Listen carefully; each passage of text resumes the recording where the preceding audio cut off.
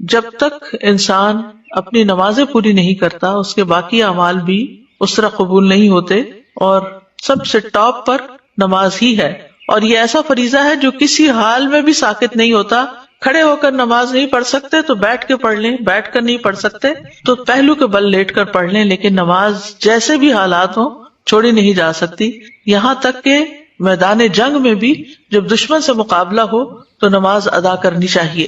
اللہ سبحانہ وتعالی روزانہ 2 بار فرشتوں سے بندوں کی نماز کی خبر لیتے ہیں، عصر کے وقت اور فجر کے وقت، جب فرشتے تبدیل ہو کر جاتے ہیں اور وہ نمازوں میں ہی آ کر بندوں سے ملتے ہیں، اور ہر نماز کے وقت ایک اعلان ہوتا ہے۔ عبداللہ بن مسعود کہتے ہیں کہ رسول اللہ صلی اللہ علیہ وسلم نے فرمایا، جب ہر نماز کا وقت شروع ہوتا ہے تو ایک منادی کرنے والے کو بھیجا جاتا ہے، وہ کہتا ہے آدم کے بیٹو اٹھو اور اس آگ کو بجھاؤ جو تم نے اپنے نفسوں کے لیے جلائی ہے، تو وہ کھڑے ہوتے ہیں اور وضو کرتے ہیں تو ان کی آنکھوں سے ان کے گناہ جھڑ جاتے ہیں، جب وہ نماز پڑھتے ہیں تو سابقہ نماز کے درمیانی وقفے میں ہونے والے گناہ بخش دیے جاتے ہیں، یعنی پچھلی نماز اور موجودہ نماز کے بیچ میں جو غلطیاں ہوئی ان کو معاف کر دیا جاتا ہے۔ اور یہی معاملہ پھر عصر کے وقت ہوتا ہے، اور جب مغرب ہوتی ہے تو یہی معاملہ پیش آتا ہے، جب عشاء کا وقت ہوتا ہے تو اسی طرح ہوتا ہے، جب لوگ سوتے ہیں تو وہ بخشے ہوئے ہوتے ہیں۔ پھر آپ نے فرمایا لوگ بھلائی کی حالت میں رات گزارتے ہیں اور بعض لوگ شر کی حالت میں لتھڑ کر یا شر میں لتھڑ کر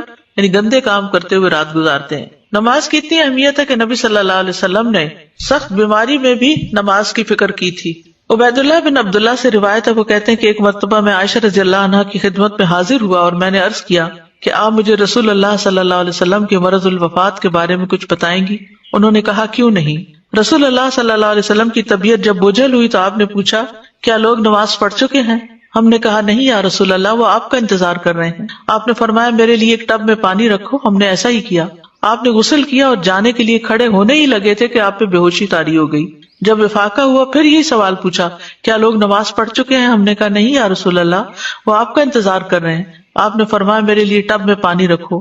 آپ نہا کر جانے کے لیے کھڑے ہی ہونے لگے تھے کہ آپ پہ بے ہوشی طاری ہو گئی۔ حضرت عائشہ کہتی ہیں کہ لوگ نماز عشاء کے لیے مسجد میں بیٹھے آپ کا انتظار کر رہے تھے، تو آپ نے ابو بکر کے پاس یہ پیغام بھیجا کہ آپ لوگوں کو نماز پڑھا دیں۔